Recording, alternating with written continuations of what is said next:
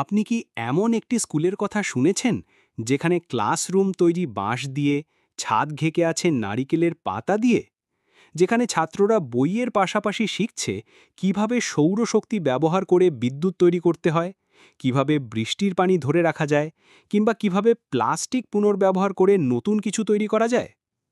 ইন্দোনেশিয়ার বালির গভীর জঙ্গলের মাঝে অবস্থিত গ্রিন স্কুল শুধু একটি শিক্ষা প্রতিষ্ঠান নয়, এটি একটি জীবন্ত পরিবেশ আন্দোলন। এখানে শিশুরা প্রকৃতির সাথে মিশে, প্রকৃতির কাছ থেকে শেখে আর পরিবেশ বান্ধব ভবিষ্যতের জন্য গড়ে তোলে নিজেদের চিন্তা।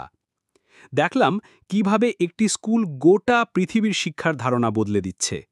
এটাই হচ্ছে বালিজ গ্রিন স্কুল। এটি প্রতিষ্ঠিত হয় ২০০৮ সালে। এবার চলুন জেনে নেওয়া যাক এর পেছনের গল্প। জন হার্ডি, কানাডিয়ান ব্যবসায়ী, ছিলেন একজন সফল জুয়েলারি উদ্যোক্তা। তিনিও তার স্ত্রী সিনথিয়া বালিতে বসবাস শুরু করেন এবং শিশুদের ভবিষ্যৎ নিয়ে চিন্তা করতে শুরু করেন। একদিন তারা অ্যাল গোরের ডকুমেন্টারি অ্যান ইনকনভিনিয়েন্ট ট্রুথ দেখে গভীরভাবে অনুপ্রাণিত হন। তারা বুঝতে পারেন বর্তমান শিক্ষা ব্যবস্থা শিশুদের ভবিষ্যতের জলবায়ু সংকটের জন্য প্রস্তুত করছে না।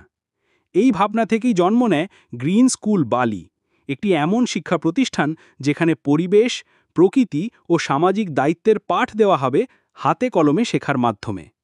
বর্তমানে ৩০টিরও বেশি দেশের ছাত্রছাত্রী এখানে পড়ে। গ্রিন স্কুলের মডেল অনুসরণ করে নিউজিল্যান্ড, দক্ষিণ আফ্রিকা, মেক্সিকো সহ বিভিন্ন দেশে গ্রিন স্কুল গড়ে উঠছে। ইউএন ও আন্তর্জাতিক শিক্ষা প্রতিষ্ঠানগুলো এটিকে একটি global example of sustainable education হিসাবে চিহ্নিত করেছে।